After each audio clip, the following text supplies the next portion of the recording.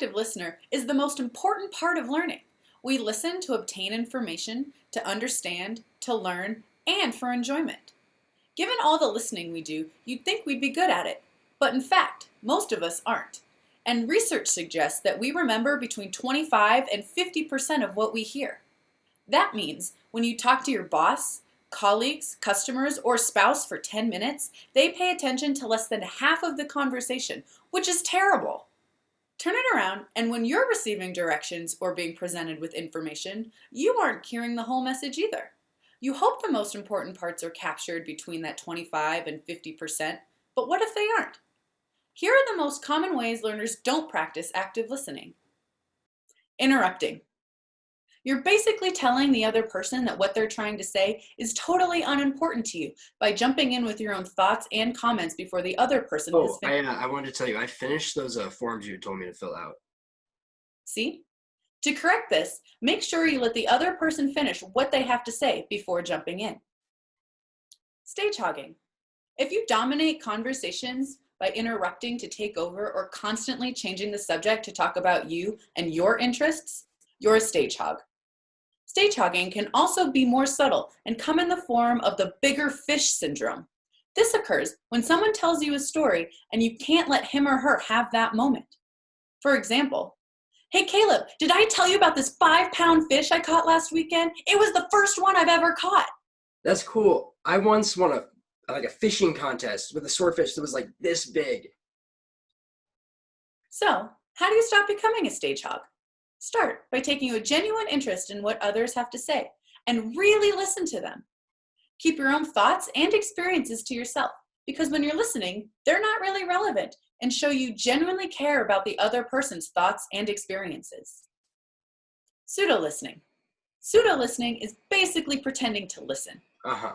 You're smiling, nodding, saying uh-huh in all the right places, but your brain is still on this morning's social media posts or thinking about what you have to do this afternoon. Uh-huh. If you make a commitment to listen, then you should listen. If you don't want to or can't listen right now, then be honest and say so. I'd rather have someone tell me, now's not a good time, can we maybe talk later, than lie to me and say they're listening when they're really not. Insensitive listening. Insensitive listeners focus on facts and not feelings.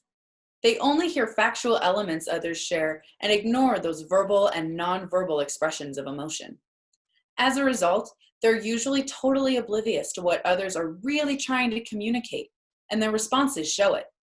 For example, when a friend comes to you with a devastated look on her face, eyes obviously red from crying, and her voice is breaking when she says, "My grandpa just passed away," she probably won't appreciate you saying, Well, I mean, he was pretty old, and I guess everybody's got to go at some time. "Whether my grandpa was old or not isn't relevant. What's important is to show your friend that you see that she's upset." A better response would be, Hey, I can see how upset you are. I'm really sorry for your loss. defensive listening. Many people have issues where they're sensitive. Defensive listening occurs when someone else brings up an issue and you react in a way that is out of proportion to that person's comment. Think about the word room to a teenager. A parent says, "I want to talk about your room." And then the teen immediately goes into this tirade trying to justify why their room is a mess. I mean, my room's not a mess. Like, everything out, I'm in the middle of using it, and it's my room, and I'm the one living in it. I don't understand why you care. However, the parent may have just wanted to talk about repainting or redecorating. Don't allow your sensitivity to keep you from hearing something you need or might want to hear. Distracted listening. Your mouth says, "Yes, I have time to talk," but you continue to read emails, answer phone calls, and look at your calendar, etc.